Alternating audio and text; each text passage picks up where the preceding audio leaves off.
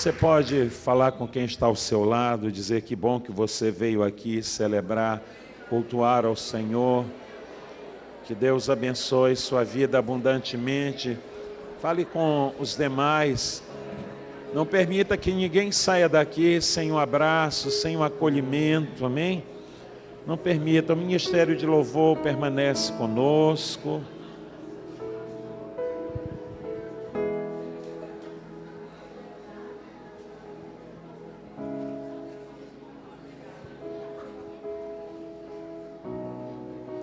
Amados, nesse momento, nós vamos abrir as nossas Bíblias na primeira carta de Paulo aos Coríntios, capítulo 11, a partir do versículo 23. Enquanto isso, eu gostaria de conhecer quem está nos visitando pela primeira vez. Tem alguém nos visitando pela primeira vez? Como é que a gente acolhe? Lá atrás, um jovem, uma jovem também, um casal. Quantos mais nos visitam pela primeira vez? Como é que a gente acolhe os nossos visitantes? Sejam bem-vindos em o nome de Jesus. Voltem sempre. Você que é membro dessa igreja e que está do lado de um dos visitantes, não permita que ele saia daqui sem um abraço. Não permita que ninguém saia daqui sem um sorriso, né? Esse mês nós estamos dando ênfase à virtude do Espírito, é a alegria. Que de fato nós possamos ser uma igreja contagiante pela nossa alegria. É do conhecimento dos amados que agora nós celebramos a ceia, primeiro, depois nós temos momento da reflexão nas Sagradas Escrituras. Por quê? Porque nós queremos contemplar os nossos líderes voluntários do Ministério Infantil, que pode ocorrer deles passarem meses e meses sem participar da ceia conosco. E eles dão o melhor deles aos nossos filhos. A maioria deles fazem um trabalho totalmente voluntário. A única coisa que eles recebem em troca é a edificação e o crescimento espiritual das nossas crianças. Então, por isso, nós decidimos que fosse assim, entendendo que é o melhor para a igreja. E também permitir que as nossas crianças, elas participem desse momento conosco. Coloque sua criança do teu lado nesse momento, que ela possa participar em família. Em família nós possamos compartilhar do pão e beber do cálice. Os nossos irmãos das igrejas denominadas reformadas, né? Eles têm uma leitura diferente da nossa e nós compreendemos de maneira diferente, não é? Mas eles acreditam que as crianças têm que se manter no culto o tempo inteiro. Desde a criança de colo até a criança que nós denominamos de junior, não é, que está nessa fase transicionando da pré-adolescência para a adolescência. Eles entendem que assim as crianças elas terão costume de estar dentro do templo e quando ficarem mais velhas, chegar à maturidade, elas vão continuar com o costume, como diz o escritor da carta aos Hebreus, que nós não devemos deixar as nossas congregações como é costume de alguns, que seja o costume do povo de Deus cultuar, que seja o costume do povo de Deus estar em família. Mas nós entendemos que as nossas crianças, elas merecem uma mensagem apropriada à sua faixa etária. Nosso Ministério Infantil não é depósito de criança, nós tentamos oferecer para eles o que é de melhor dentro das nossas possibilidades. Mas agora, nesse momento, eu quero que você abra a sua Bíblia, 1 Coríntios, capítulo 11, versículos 23 em diante.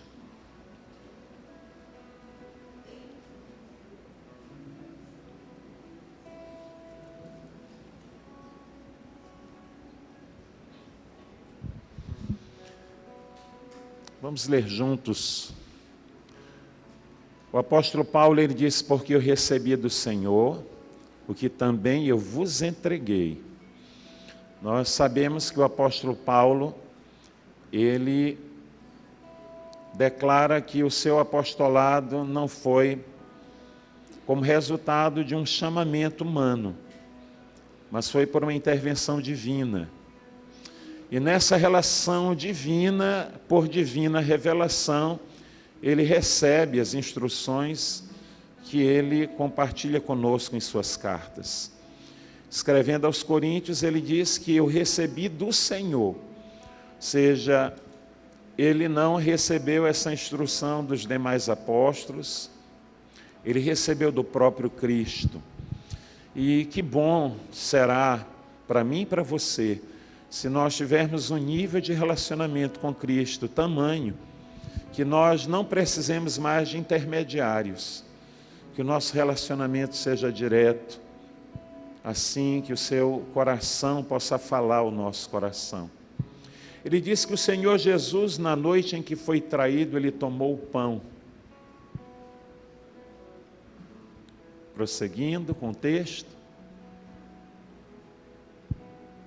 E tendo dado graças, Jesus tem uma vida marcada pela gratidão.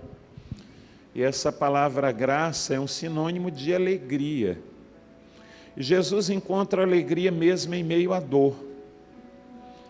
E só por meio da fé nós podemos encontrar alegria em meio ao sofrimento. Jesus, ele estava indo para o Getsêmani, o lugar mais excruciante da sua trajetória rumo ao Calvário, e ele, consciente de tudo que lhe aguardava, ele ainda encontra razão para ser grato. Hoje nós vamos, com a graça de Deus e oração dos irmãos, tentar compartilhar com a igreja acerca de contentamento, que é uma das palavras presentes na carta de Paulo aos Filipenses, em relação à alegria e à graça, que elas são intercambiáveis, elas são como que sinônimos. E tendo dado graças, o partiu e disse: isto é o meu corpo que é dado por vós. Ele diz: não fostes vós que escolhestes a mim, eu vos escolhi a vós outros. A iniciativa é dele. Ele diz: ninguém tira a vida de mim, voluntariamente eu a dou. A obra que nós testemunhamos, celebramos e dela desfrutamos, a obra da redenção, é fruto da graça. Isto é o meu corpo que é dado, é dádiva de Deus. Fazei isto em memória de mim. Que nós possamos ser sempre lúcidos acerca daquilo que Cristo fez por nós. E se a minha e a sua memória estiver lúcida, lembrando do que Cristo fez por nós, haverá também em nós contentamento, motivo de gratidão. E tendo dado graças, o partiu e disse: isto é o meu corpo que é dado por vós, fazei isto em memória de mim. Por semelhante modo, depois de haver ceado, ele tomou também o cálice. O apóstolo Paulo, ele consegue transmitir a graça, a grandeza, a serenidade, o autocontrole de Cristo em celebrar a sua última ceia rumo ao Calvário. Dizendo isto, por semelhante modo, depois de haver ceado, tomou também o cálice, dizendo: este cálice é a nova aliança no meu sangue. Fazei isto todas as vezes que o beberdes em memória de mim. Ao longo da história da igreja, não se estabeleceu uma regra, um calendário para a celebração da ceia. Isso fica facultativo a cada comunidade de fé. Existem igrejas que todas as vezes que eles se reúnem, eles celebram a ceia. A semelhança do que acontece dentro do catolicismo romano. Existem igrejas à semelhança da nossa, que nós separamos o primeiro domingo de cada mês e nos reunimos em torno da mesa e celebramos a ceia do Senhor. Nós celebramos a ceia do Senhor porque nós temos uma aliança com Ele. Assim como você que é casado tem uma aliança com seu cônjuge, nós também temos uma aliança com Cristo Jesus. Agora, o que é importante é que essa aliança ela foi unilateral. Ele voluntariamente foi à cruz do Calvário e se entregou por amor a mim e por amor a você. O que nós fazemos é reagir. O que nós podemos é responder à manifestação da sua graça, do seu amor, da mais absurda demonstração de amor na cruz do Calvário. Existe aí uma discussão entre arminianos e calvinistas, que é uma discussão sem fim, e que mais divide do que une, em que os arminianos acreditam que o homem tem a sua participação no que diz respeito à salvação. Os calvinistas dizem que é monergismo, é só um ato de Deus. Ouvindo Luiz Saião, e eu me alinho muito à linha de raciocínio dele, ele diz que o nosso Deus é um Deus que tem um gosto agridoce, que essas duas realidades estão presentes e uma não se contrapõe à outra. É tanto um ato gracioso da parte de Deus, como também Ele age, Ele move no meu, no seu espírito, vivificando, para que nós possamos responder à sua maravilhosa graça, recebendo como Senhor e Salvador, como único e suficiente Salvador das nossas vidas. Nós temos uma aliança, no capítulo 31, versículo 31 de Jeremias, o próprio profeta Ezequiel, ele vai dizer que Deus, ele transforma, ele tira esse coração de pedra e nos dá um coração de carne. Ele nos torna sensível, porque Ele nos dá vida. E agora nós podemos caminhar com Ele. E nós podemos andar movidos pela ação e pelo poder do Espírito Santo. E tudo isso é a manifestação da sua maravilhosa graça. Ele diz, porque todas as vezes que comerdes este pão e beberdes o cálice, anunciais a morte do Senhor até que Ele venha. A ceia, ela nos remete ao passado, porque foi a obra realizada na cruz há mais de 2000 anos. A ceia nos remete ao presente, porque nós temos no tempo presente a alegria de desfrutar da salvação conquistada na cruz por Cristo Jesus. E a ceia também ela tem uma perspectiva escatológica. O versículo 26, eu quero que seja colocado. Porque todas as vezes que comerdes este pão e beberdes o cálice, anunciais a morte do Senhor até que Ele venha. Até quando será celebrada a ceia do Senhor? Até que Ele venha.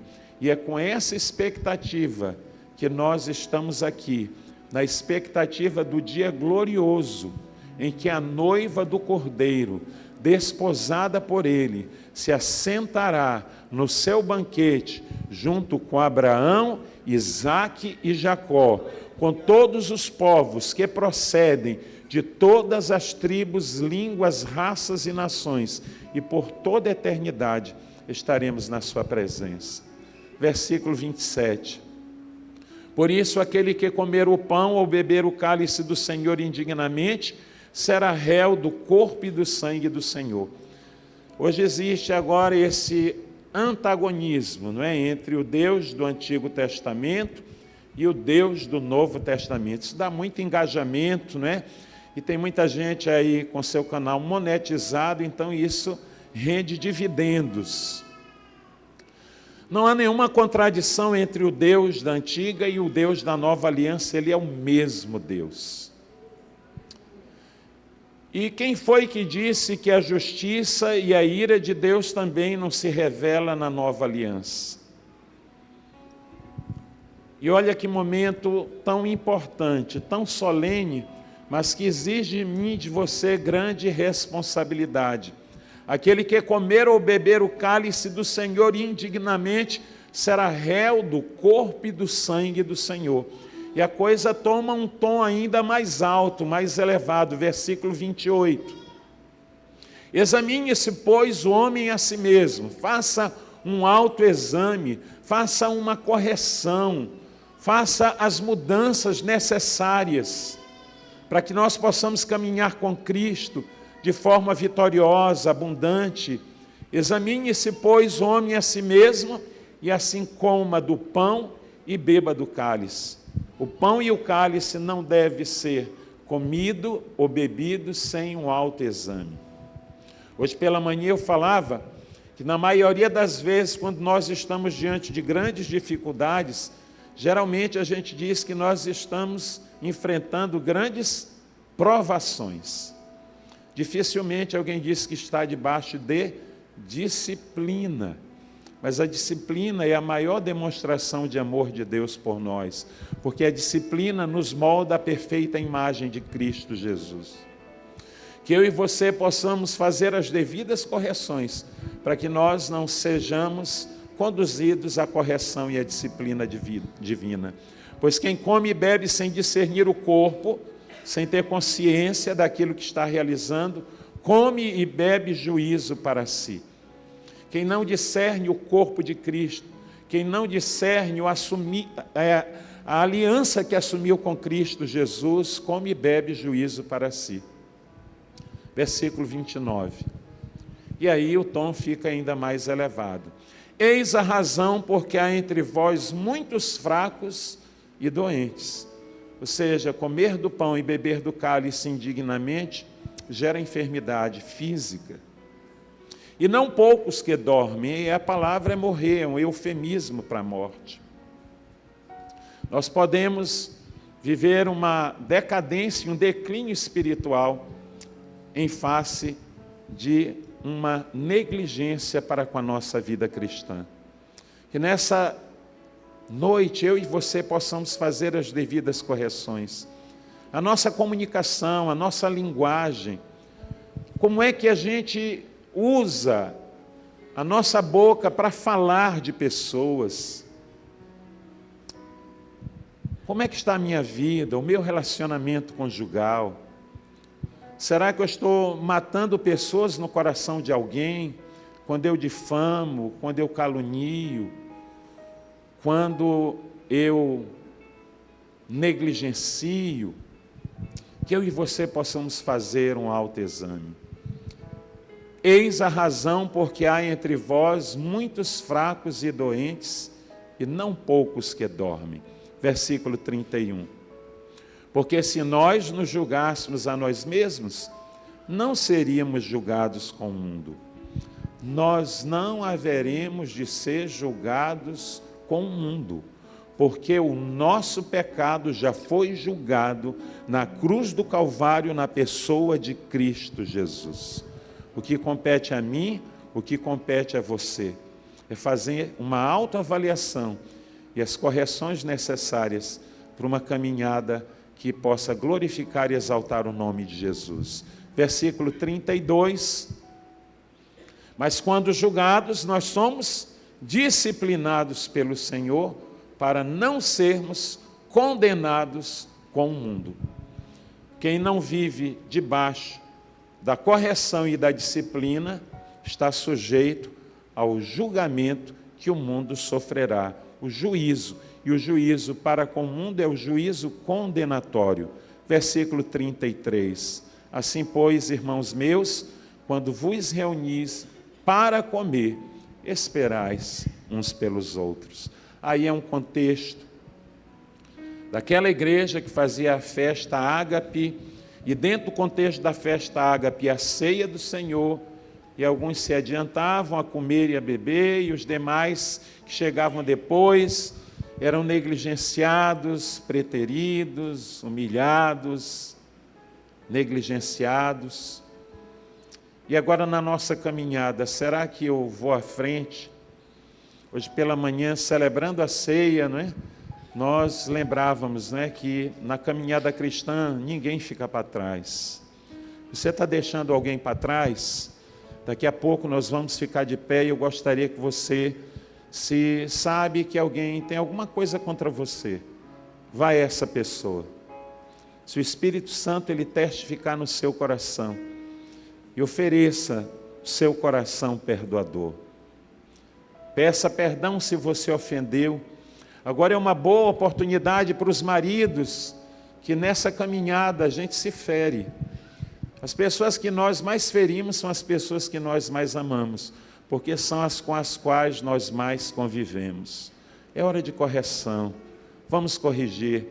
Vamos esperar uns pelos outros. Vamos dar as mãos. Ninguém avança, ninguém vai à frente, ninguém é mais importante, porque somos um em Cristo Jesus. Você crê nisso?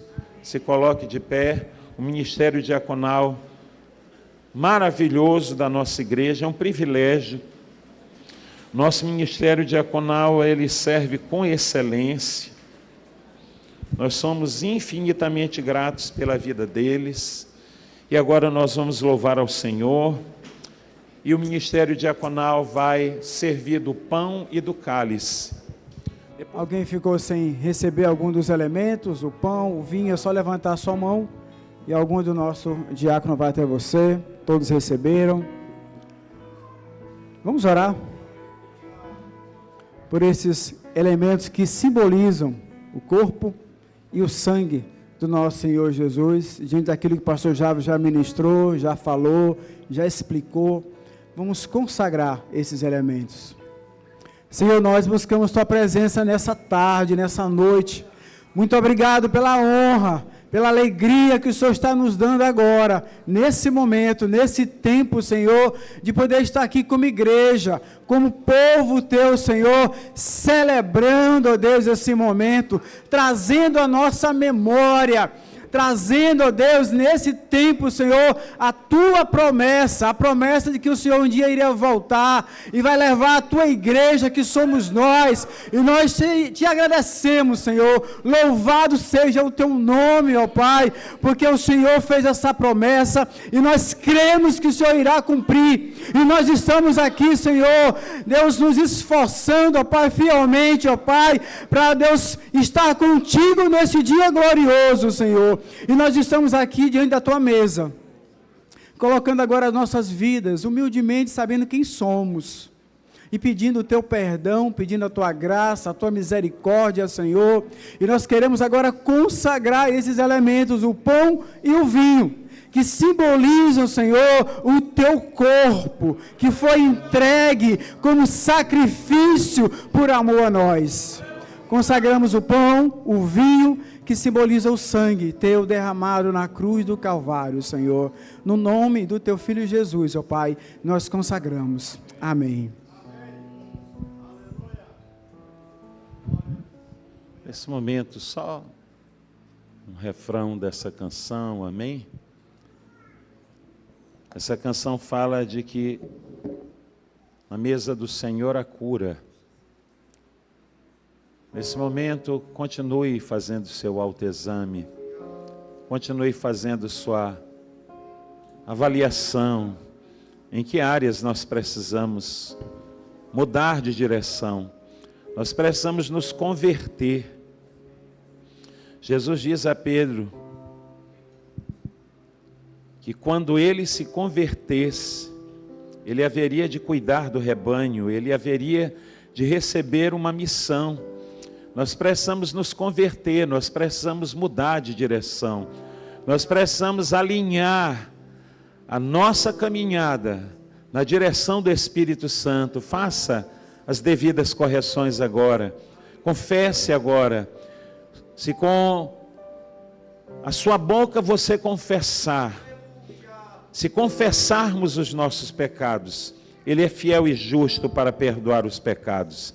É na ceia que é esse momento de recomeçar sempre, porque vida cristã é recomeço. Nesse momento, eu peço que alguém me dê do pão, por gentileza. Alguém me dê do pão, por gentileza. Muito obrigado. Não vai sair agora não, né? A minha mesa cura, não dá para sair agora não, o refrão dela, né? Vamos, nesse momento do pão, tomando dele. Querido Deus, nós louvamos o teu nome. Nós te agradecemos porque tu és o pão vivo que desceu do céu. Tu és o pão da vida. E recebemos vida. Tu nos nutre e tu nos sustenta na caminhada. Com alegria, com singeleza de coração, com contrição, com confissão, comamos todos do pão agora, para a glória de Deus Pai, na pessoa bendita de Cristo Jesus.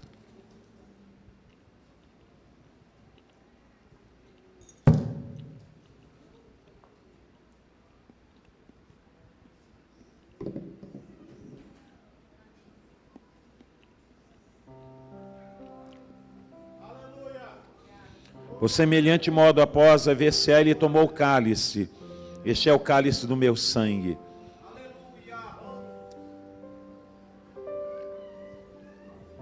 É de incalculável valor. É de incalculável valor. É o precioso sangue vertido na cruz, para minha, para a sua, para a nossa redenção. Com contrição, com oração, confissão, rendição.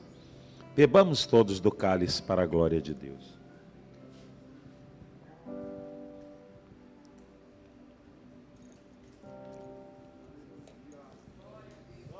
Nós vamos louvar ao Senhor. Continue louvando ainda. Não se apresse para sair da presença do Rei. Adore e exalte o seu nome. Engrandeça, bendiga. Diga palavras que agradam o coração do Pai. Como Jesus seja o Filho amado em quem Ele se deleita.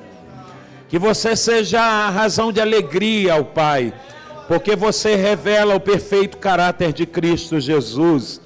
Amados, esse mês é o mês em que nós damos ênfase à virtude, não é porque é um fruto, não são vários frutos. E tudo procede do amor, porque se não houver amor, não há alegria. Como poderia haver alegria onde só há ódio? E é lamentável dizer que no seio da igreja existem pessoas que nutrem ódio no coração. Pessoas odiosas, amarguradas. E gente infeliz faz gente infeliz. Gente feliz torna um ambiente feliz. E às vezes nós levamos isso também para o ambiente de trabalho. Amargurados, raivosos. Nós precisamos, na pessoa do Espírito Santo, encontrar o que é imprescindível para que haja alegria, que é contentamento. É porque é um tema tão amplo, tão abrangente, nós não vamos fazer a exposição de um texto como normalmente eu gosto, eu prefiro, porque o texto ele nos norteia, nos dá as margens, não é? E fica muito melhor trabalhar um texto bíblico, mas nós estamos trabalhando um tema, e esse tema é contentamento. E o tema que eu coloquei nessa mensagem é contentamento cristão em um mundo de insatisfação. Nós vivemos em um mundo que ele foi projetado para nos tornar insatisfeitos. Insatisfeito com o que temos, porque nós vivemos em um mundo de novidade constante, então sempre você pode correr o risco de querer o novo. E isso te traz grande insatisfação. A Bíblia, ela fala sobre o contentamento em vários textos bíblicos. E o contentamento não é assunto periférico nas Sagradas Escrituras, mas ele é um assunto central na espiritualidade cristã.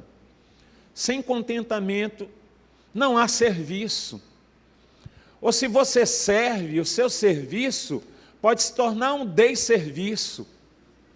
Porque trabalhar com pessoas amarguradas, pessoas descontentes, elas tornam a vida da gente difícil.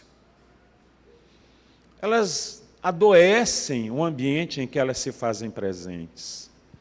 Então nós precisamos avaliar a nossa condição, a nossa caminhada, e pedir que o Espírito Santo ele possa intervir e fazer as mudanças que só Ele pode fazer, que está para além da minha capacidade natural de realizar mudanças, mas no poder do Espírito é possível, que nós podemos andar no Espírito, que o Espírito Santo possa governar, presidir as nossas vidas.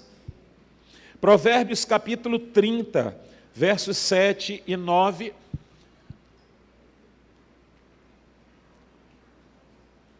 o salmista, ele pede contentamento. E diz assim: duas coisas eu te peço, não mas negue antes que eu morra, ou seja, não me negue, me dê antes que eu morra. Vamos prosseguindo. Afasta de mim a falsidade e a mentira, não me deis nem a pobreza e nem a riqueza, dá-me o pão que me for necessário. Em algumas traduções, dá-me o pão cotidiano. Prosseguindo, para não suceder que, estando eu farto, te negue e diga: quem é o Senhor? Olha, eu já incontáveis vezes já testemunhei pessoas que vivenciaram realidades bastante difíceis e que, com o auxílio do Senhor, com a graça do Senhor, se tornaram pessoas bem-sucedidas e que, na sua prosperidade, elas se distanciaram do Senhor. Cuidado para que a minha e a sua prosperidade não seja razão de distanciamento do Senhor. Agora você está tão ocupado com coisas que falta tempo para louvor, para adoração, para comunhão, para com intimidade com Deus. E ainda, ou que empobrecido venha furtar e profane o teu nome. Ou seja, dá-me o que é necessário para que eu viva com contentamento, que eu tenha o suficiente para manter o meu relacionamento contigo, e que nada me falte para que eu venha me afastar de ti, cometendo, no caso, furtar e profanar o nome de Deus, ou seja, dar um mau testemunho em face à adversidade, à carência,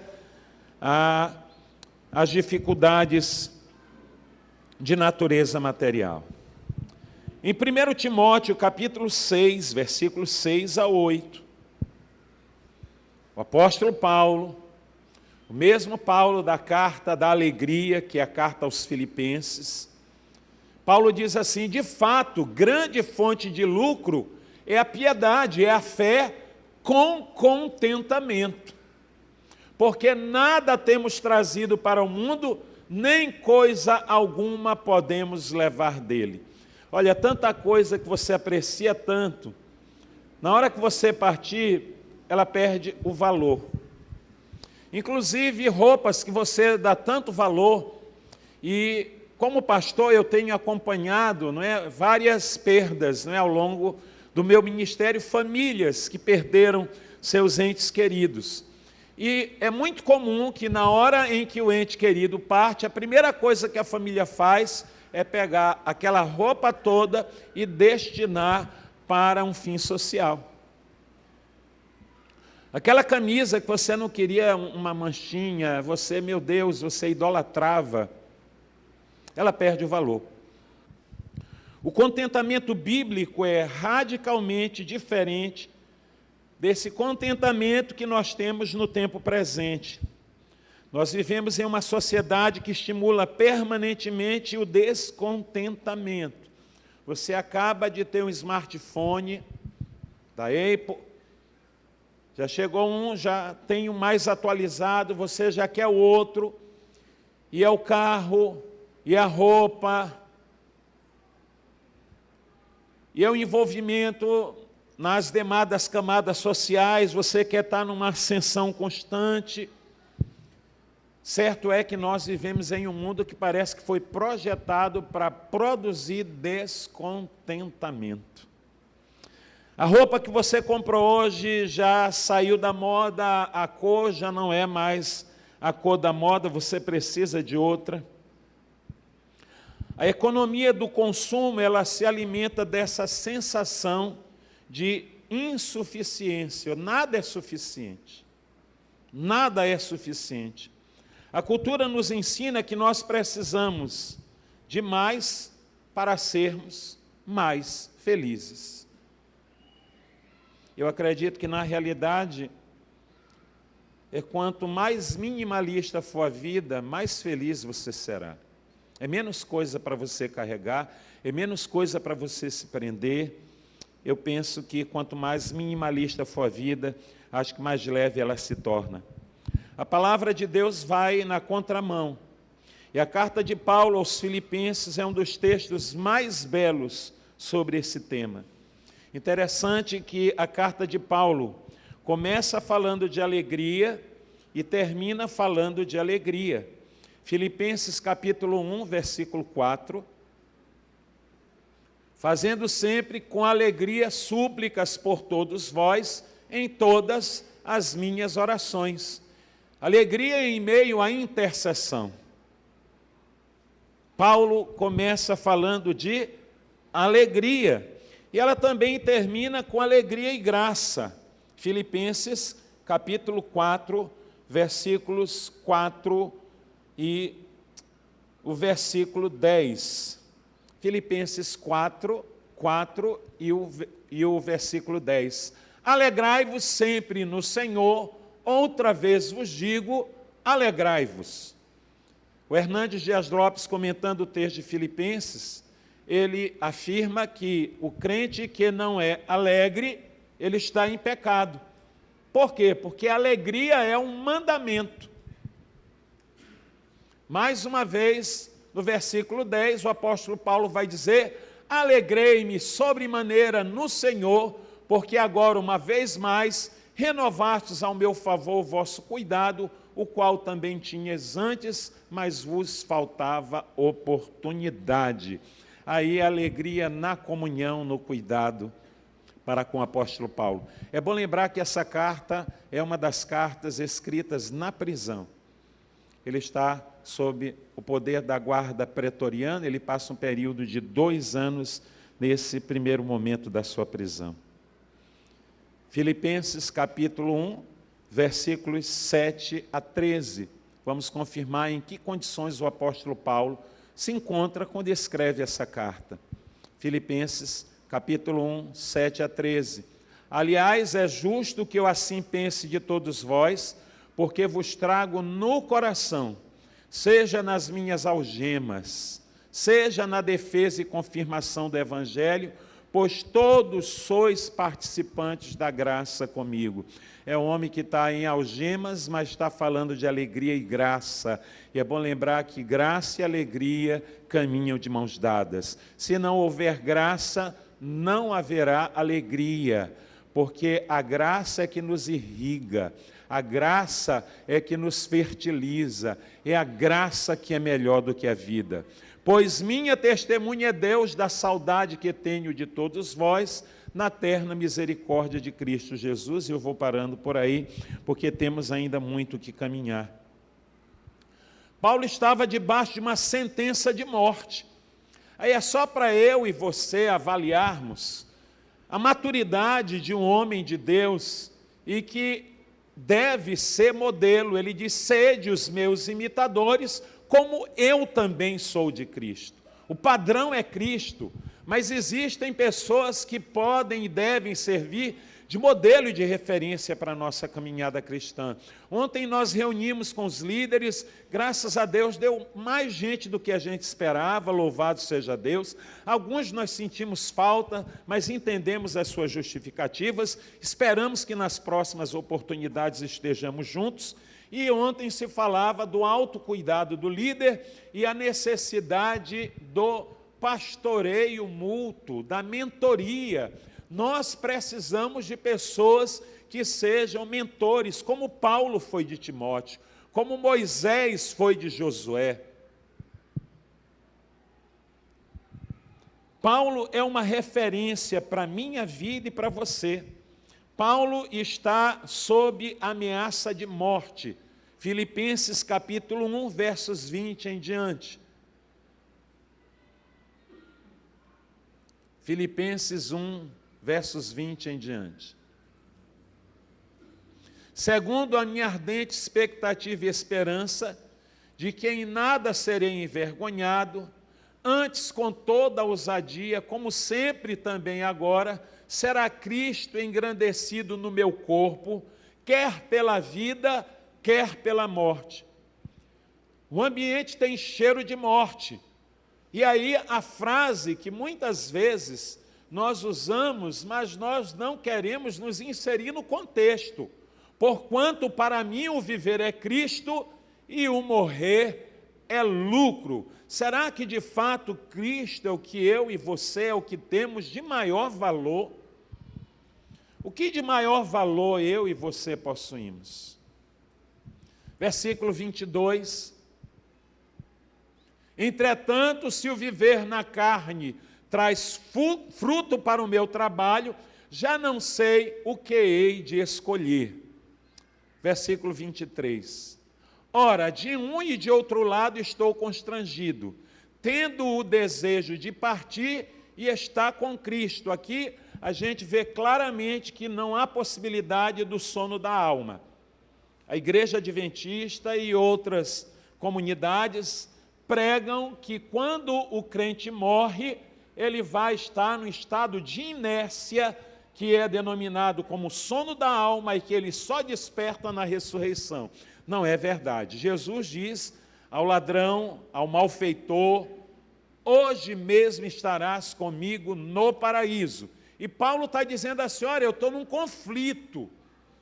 Eu estou aqui num momento de decisão. De um lado eu estou constrangido, tendo desejo de partir, estar com Cristo, o que é incomparavelmente melhor.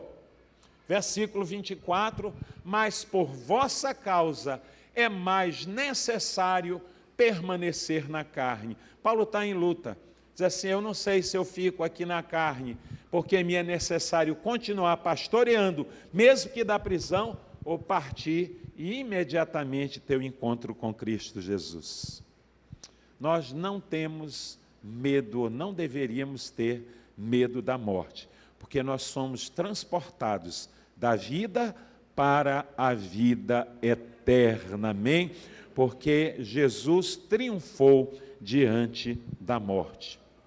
Mas o que é contentamento, pastor Jave? Aqui tem um puritano, que o nome dele é tão complicado, que eu só sei pronunciar o primeiro nome, que é Christian. Ele tem uma definição que eu achei interessante. Ele diz que contentamento é uma doce, interior e graciosa disposição da alma que se submete livremente e se deleita na sábia e paternal disposição de Deus em todas as condições. É eu me submeter de maneira livre, me deleitando na paternal disposição, entendendo que o meu Deus é Pai, e me colocando sob os seus cuidados em toda e qualquer situação.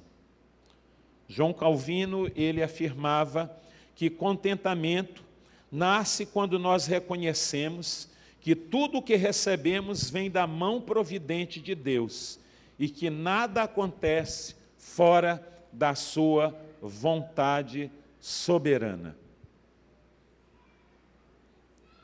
Enfermidades, depressão prolongada, crises financeiras, dificuldades com a educação dos filhos, problema de ordem social, político, econômico, tudo está sob o controle divino. Martin Lloyd Jones, ele diz que contentamento é o resultado inevitável daquela pessoa que compreendeu a doutrina da graça e descansou na suficiência de Cristo. Contentamento tem a ver com graça. Pessoas graciosas, elas terão um bom relacionamento com o contentamento. Pessoas legalistas, pessoas que vivem sob autorregras rígidas e querem submeter todos quantos estão ao seu redor sob o seu controle legalista, não vai viver uma vida contente. Não vai haver contentamento. Não vai haver autossuficiência. Então, o apóstolo Paulo, e aí eu quero tratar apenas de 3 versículos com os amados. Filipenses capítulo 4, versos de 11 a 13. O apóstolo Paulo, ele trata aqui na perspectiva de um verdadeiro, de um genuíno contentamento. Primeiro, o contentamento é algo que precisa ser aprendido. Seu bebê não nasce com contentamento. O seu bebê, ele nasce com uma disposição para uma insatisfação, e quando ele está insatisfeito, ele expressa com choro, e de acordo com a faixa etária, aí as coisas vão mudando, o comportamento vai mudando, e até que nós chegamos à idade adulta, e nós expressamos muito bem a nossa insatisfação. O contentamento é algo que se aprende. O contentamento não é algo que é inerente à natureza caída humana. O contentamento na perspectiva bíblica, é bom lembrar, ele precisa ser aprendido. Filipenses 4, versículo 11. Digo isto não por causa da pobreza, porque aprendi a viver contente em toda e qualquer situação. Se a gente for ler todo o texto, o tempo não nos permite agora, o apóstolo Paulo vai falar das adversidades que ele havia enfrentado, e ele vai dizer que ele sabe viver em todos os contextos da vida, tanto na prosperidade como na adversidade. O contentamento requer aprendizado. Nós precisamos ensinar os nossos filhos, nós precisamos aprender, porque ninguém nasce contente.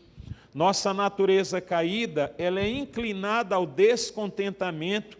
Desde o Éden, o ser humano, ele deseja aquilo que não possui. Gênesis capítulo 3, versículo 6. Desde o Éden, o homem deseja aquilo que ele não possui. Vendo a mulher que a árvore era boa para se comer, agradável aos olhos e árvore desejável para dar entendimento, tomou-lhe do fruto e comeu, e deu-lhe também ao marido, e ele comeu o fruto que eles não deveriam ter comido. Eles estavam no melhor lugar.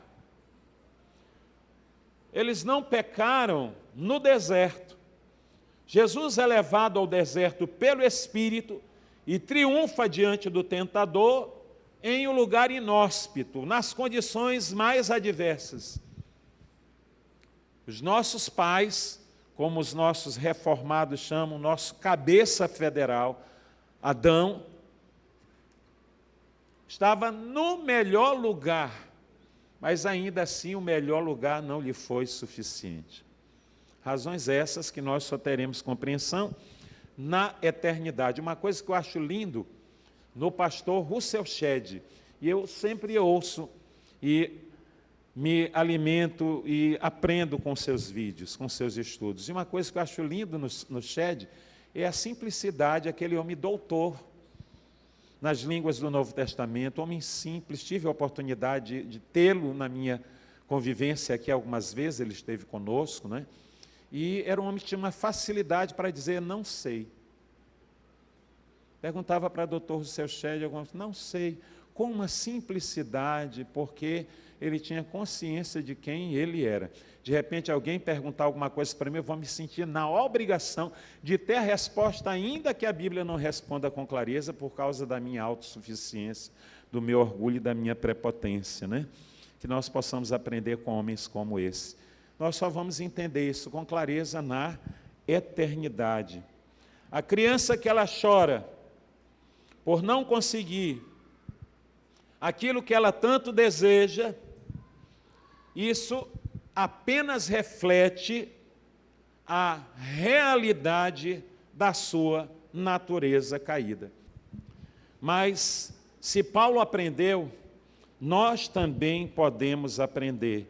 Pastor, agora como é que eu posso aprender? Paulo nos orienta, Romanos 12, 2, transformai-vos pela renovação da vossa mente. É só uma mente renovada pelo Espírito Santo. É ter a consciência de quem somos. E tem coisa na gente que a gente não identifica. Tem coisa na gente que só a gente conhece. Tem coisa na gente que só o outro conhece. Mas que nós possamos caminhar junto com pessoas que possam nos ajudar a nos conhecer melhor e nos transformarmos pela renovação do nosso entendimento. Para que experimenteis qual seja a boa, agradável e perfeita vontade de Deus. A vontade de Deus só se cumpre em uma mente que se renova. Se você decidiu se paralisar, se congelar no tempo e dizer, eu sou assim mesmo e não mudo, eu quero dizer que não haverá esperança. Você não experimentará o contentamento. Porque contentamento exige renovação de mente. Contentamento exige disciplina espiritual. Contentamento exige esforço consciente. E Deus está disposto a nos ensinar. Mas eu e você precisamos nos submeter à sua soberania. Vamos prosseguindo para o segundo versículo. Segundo Paulo, o contentamento não depende de circunstâncias. Filipenses capítulo 4, versículo 12. Tanto sei estar humilhado como também ser honrado. Em tudo, em todas as circunstâncias, eu já tenho experiência, tanto de fartura como de fome, assim de abundância como de escassez. O apóstolo Paulo está dizendo que contentamento não depende de circunstâncias. Nós precisamos desistir de ser menino. Paulo reconhece, escrevendo aos Coríntios, ali no capítulo 13, ele vai dizer que um dia ele foi menino, mas ele desistiu das coisas de menino. Nós precisamos nos tornar pessoas adultas na fé. Você precisa ser adulto, maduro na fé. O apóstolo Paulo, ele vai nos dizer que ele experimentou realidades extremas. De repente você nem experimentou essa realidade.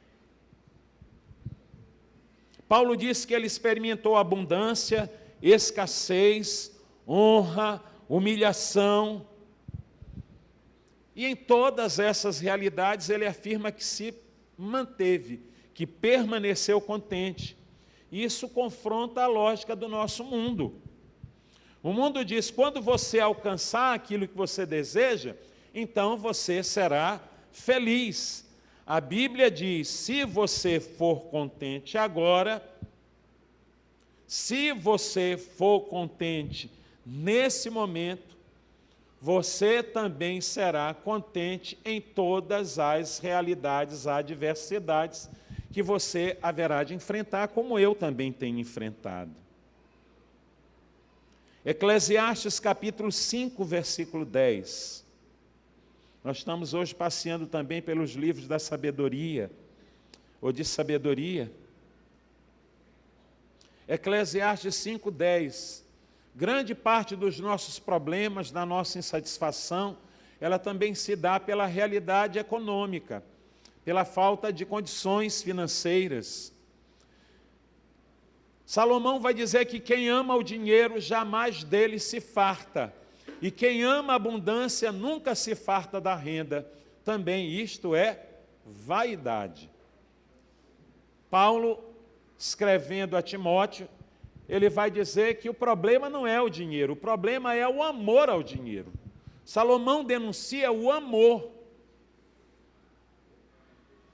Quem ama, jamais dele se fartará. Quanto mais você tem, mais você quer. E como dizia minha mãe, a medida de ter nunca enche. A abundância nunca se farta da renda. E tudo isso é vaidade. Eu já acompanhei pessoas em fase terminal, e uma das frases que eu jamais ouvi de pessoas em fase terminal é vaidade. Tudo é vaidade. Eu já ouvi de pessoas que para mim são pessoas maravilhosas, especiais, mas que no leito da morte diziam, confessavam, confidenciavam, eu corri atrás do vento. Que eu e você, que nós não cheguemos no final da nossa trajetória de vida e que nós possamos chegar a essa conclusão, eu corri atrás do vento. Amados, é legítimo sonhar, é legítimo trabalhar, é legítimo prosperar, e seja trabalhador, seja próspero, seja bem-sucedido para a glória de Deus, seja o melhor em tudo quanto você fizer. Na minha casa o lema era, meu filho, se você for ser carroceiro, tenha pelo menos uma frota de carroça, meu filho. Mas seja o melhor em que você for fazer. Não há problema nenhum nisso. O problema é quando a gente coloca o coração nessas coisas. Quando isso se torna a razão da nossa existência. Porque a razão da sua existência é muito maior. E tem um preço incalculável, porque por ela Jesus verteu o seu sangue na cruz do Calvário. Você pode dar um brado de vitórias, uma salva de palmas. Você pode glorificar o seu nome. Aleluia! Coisas são boas, importantes e necessárias, mas coisas são coisas, que elas permaneçam no seu lugar. Infelizmente, a gente vive num contexto em que as pessoas amam coisas e usam pessoas. Que eu e você possamos rever isso.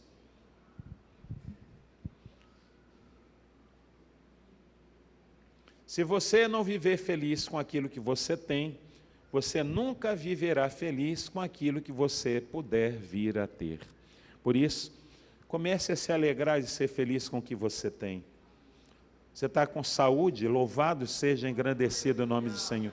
Você está respirando, louvado e engrandecido seja o nome do Senhor. Você já cantou, celebrou, você degustou o pão e o vinho, você sentiu o sabor. Você tem apetite, você tem fome, você tem sede, você se move, louvado, engrandecido seja o nome do Senhor. Uma coisa aqui, já tive gente que disse assim para mim, pastor, eu quero essa igreja no porcelanado, eu não sei bem como se pronuncia agora. Eu digo, mas mais importante do que coisas são pessoas. E pode ser que nós pudéssemos até ter uma estrutura bem melhor do que nós temos hoje, Deus haverá de nos dar, para a glória e o louvor do seu nome. Mas pessoas são mais importantes do que coisas. Existem belíssimas estruturas, sacrificando muitas pessoas. Uma frase do meu pastor, saudoso Rosivaldo de Araújo. Ele dizia para mim, eu tive a oportunidade de tê-lo incontáveis vezes em casa. Eu tive o privilégio, literalmente, de lavar e fazer massagem nos pés. As pernas cheias de trombo, já adoecido. Eu tive a alegria de servi-lo. E ele dizia para mim, nem tudo que dá certo é certo. Tem muita coisa dando certo, mas não prevalecerá diante do juízo de Deus. A nossa obra pode ser de palha. Diante do fogo do juízo ardente só restarão cinzas. Que as obras que eu e você realizamos, que elas sejam para a eternidade, para a glória de Cristo Jesus, para a glória e o louvor do seu nome. Finalizando o último versículo, Filipenses, capítulo 4, versículo 13. Contentamento é fruto de comunhão e de relacionamento com Deus. Estamos descontentes? Vamos buscar a Deus em oração. Estamos descontentes? Vamos buscar a Deus em meditação. O apóstolo Paulo, ele diz, tudo posso naquele que me fortalece. O contentamento de Paulo é cristocêntrico. Cristo é o centro do seu contentamento. Jesus vai dizer em João capítulo 15, versículo 5, sem mim nada podereis fazer ou nada podeis fazer. Sem Ele, nada a realização será suficiente. Mas com Ele, nós daremos valor a questões que podem passar desapercebidas, em coisas que serão fruto da nossa contemplação.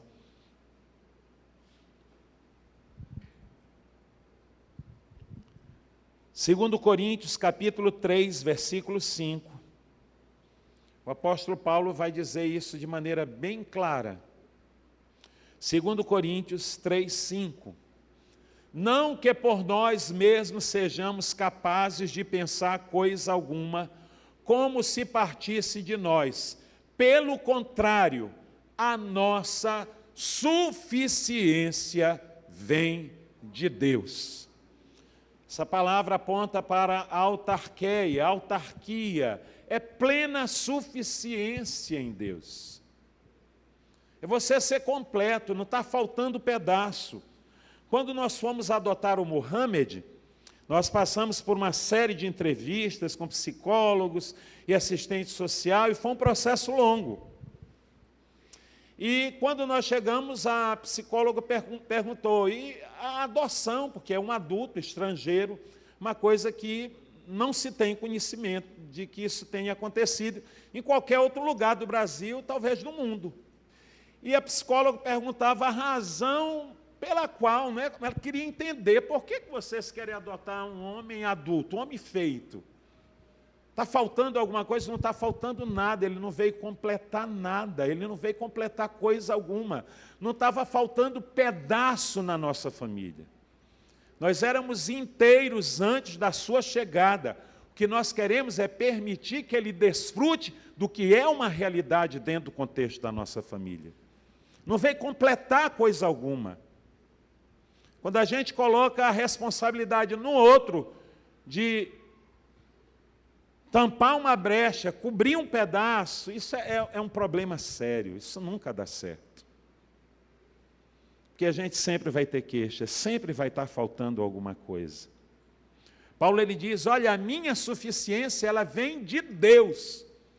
Não é dos donativos, não são das ofertas, não é de coisa alguma, minha suficiência vem de Deus.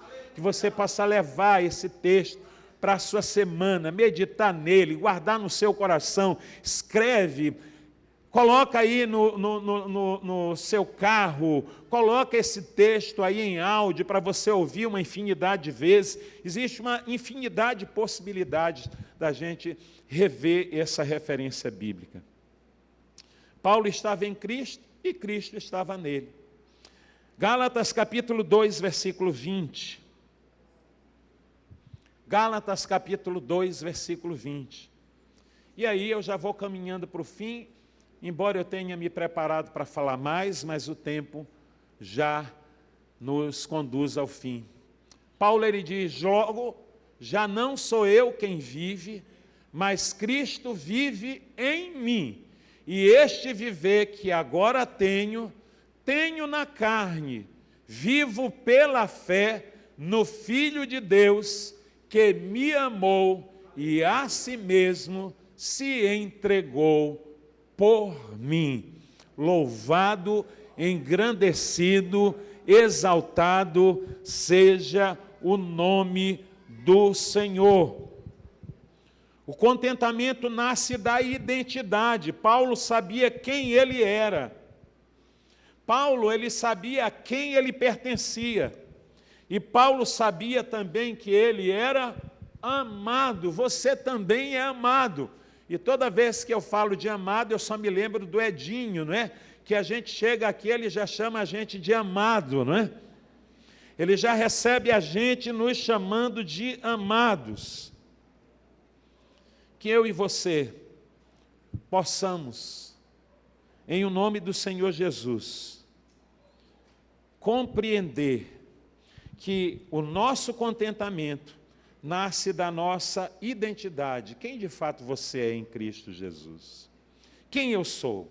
A quem eu pertenço? E que eu sou amado por Ele. Eu encerro com o Salmo 16, versículo 11. E o meu desejo é que essa semana você desfrute abundantemente da presença de Deus e que essa presença possa encher o seu coração de contentamento. O salmista diz, eu quero que você se coloque de pé e leia comigo, por gentileza.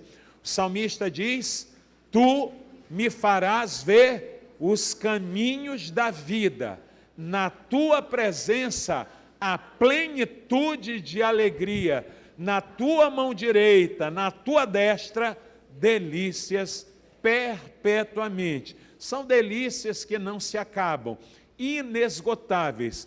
Quando você pensar que desfrutou do melhor de Deus, Ele tem reservado coisas mais excelentes para você.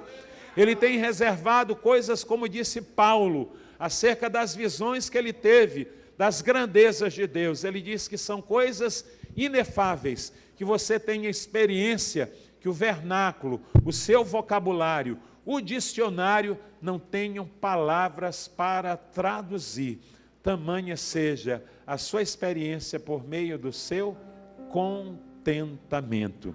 Eu quero nesse momento chamar a pastora Verbena, que ela vai chamar uma pessoa mais do que hiper, mega especial, que nós, com muita saudade, né, já estamos aqui sentindo a sua ida. Eu quero que a pastora, como líder dela, pastora do Ministério de Louvor, faça esse momento de acolhimento, de oração. Amém? Amém. Eu quero chamar a nossa querida Elisane. Eu gostaria que nós aplaudíssemos ao Senhor pela vida dela. Ela, o Abner e a Emily são uma família muito amada, muito querida. Quero chamar também a liderança das mulheres, né, que sempre acolheu também a Elisane. Quero chamar a pastora Dália, chamar a Marcele, a Grace, né, todas para estarem aqui. E nós queremos agradecer a você e ao Senhor por ter trazido você aqui para esse tempo. A gente não entende por que tão pouco tempo, né? Mas eu não quero me sentir triste pelo pouco tempo, mas eu quero me sentir feliz, porque dentro desse espaço de tempo que parece que não foi tão grande, você frutificou tanto, você abençoou tanto essa igreja, fez o povo levantar de madrugada para fazer Cooper, né, para fazer corrida, né? Então, você é bênção demais, Elisane. Pode ficar, pode vir aqui. E o Abner, ele trabalha na Vale, é isso, né? E ele é muito bom no que ele faz. Ele foi transferido, né? Ele teve uma outra oportunidade e por isso, infelizmente para nós, né, a gente não vai ter mais essa família aqui conosco. E essa é a última semana que a Elisane ainda passou aqui com a Emily. O Abner, ele já foi primeiro para se organizar a chegada da família. E nós queremos aqui diante da igreja, diante do Senhor, dizer que você é bênção, e que o Senhor te faça frutificar ali também, que você seja muito feliz ali, você e a sua família, muito abençoados. Eu também quero franquear aqui a palavra para uma das minhas irmãs. Aqui a gente tem também uma lembrancinha para lhe entregar, mas primeiro fiquem à vontade para expressar o que está no coração. Ai, amada. Edinho. Diz aí, Edinho, amada. Amém. Você é amada do Senhor. E você veio para cá realmente para encher o nosso coração, né? Como a Verbena disse, né? Fez a mulherada acordar de madrugada, fez a mulherada correr, né? Tem orado conosco aí nas madrugadas, né? Tem feito aí um movimento muito legal. Sentar, por gentileza. Nós queremos te agradecer a tua família, né? Pelas bênçãos, agradecer pela tua companhia, né? Agradecer pela presença, pela voz, né? Hoje você fez lá a leitura, né, do texto no grupo, lindo, não foi? Nós queremos te agradecer por isso e te dizer que nós vamos continuar em oração e nós acreditamos que o Senhor, para onde Ele te levar, Ele vai fazer esse mesmo movimento lá. Ele vai te usar para alcançar mulheres, para levar alegria, para levantar oradoras, né? Então, que o Senhor possa realmente completar a obra dele na tua vida. E onde tu estiveres, nós também estaremos lá contigo. Amém. Amém? Te amamos.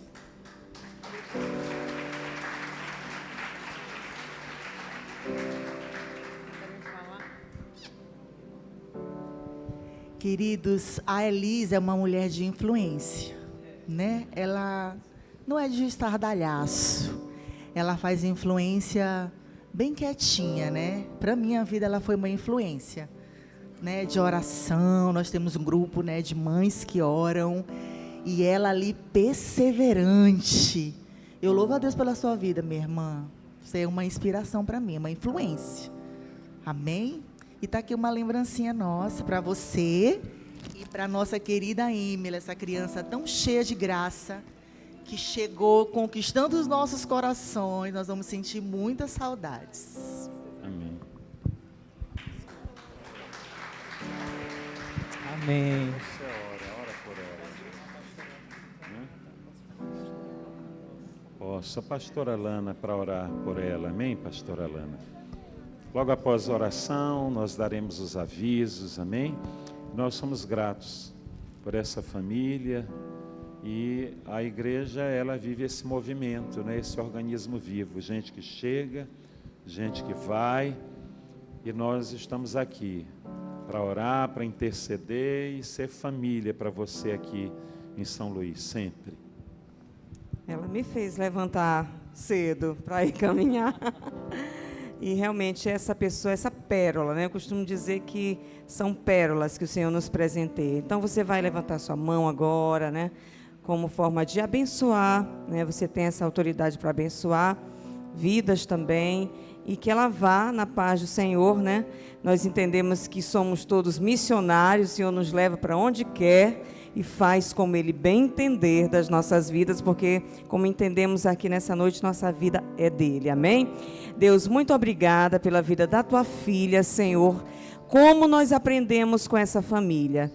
Nós te pedimos pela vida do Abner, Senhor, que já está ali, trabalhando, produzindo, e nós pedimos que o Senhor abençoe agora a ida da Lisaine, Senhor, da Emily, que o Senhor guarde, livre de todo mal, que o Senhor possa unir essa família ali, que eles possam trabalhar para o Senhor com alegria, que eles possam encontrar ali um lugar acolhedor, uma igreja que abrace, que ame, que cuide, e que ela também, Senhor, possa colocar os seus dons em prática, aquilo que o Senhor tem habilitado, Senhor, a tua filha, tem habilitado essa família, que ali eles possam ser usados por Ti.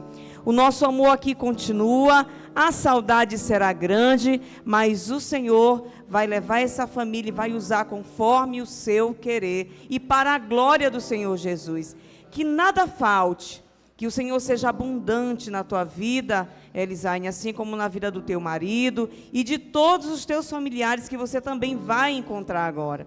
Que o Senhor ele possa fazer com que os teus projetos e os teus sonhos sejam realizados para a glória dele. E que em tudo você e a sua casa seja bem-sucedida. Nós, como igreja, oramos e te abençoamos em nome de Jesus. Amém.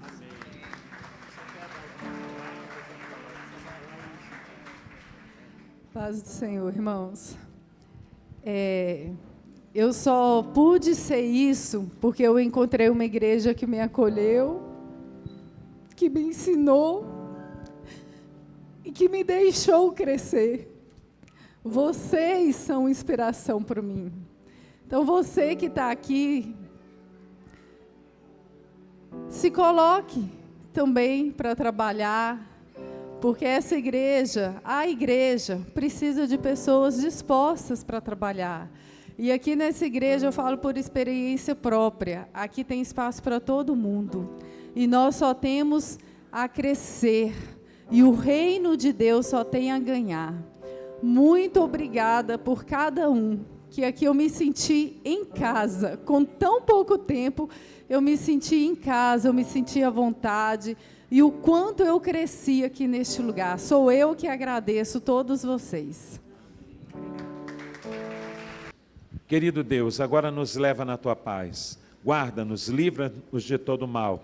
Que seja uma semana vitoriosa, que haja contentamento em nós, que nós encontremos no Senhor a alegria, a realização, a força, a suficiência para caminhar de maneira que nós possamos influenciar pessoas, contagiar vidas. Ajuda-nos, Senhor, que o Teu Espírito nos agracie com essa renovação constante, que nós possamos viver vidas renovadas e que o amor de Deus e Pai, que a graça de Cristo Jesus, as doces consolações e a comunhão do Espírito Santo seja com Teu povo, que abençoado diz. Você vai abraçar, quantas pessoas puder abraçar, aleluia. Diga, tenha uma semana de contentamento no Senhor, irmãos, uma semana de alegria.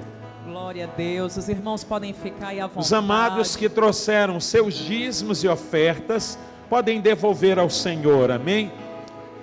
Você que trouxe seu dízimo e oferta, pode devolver ao Senhor.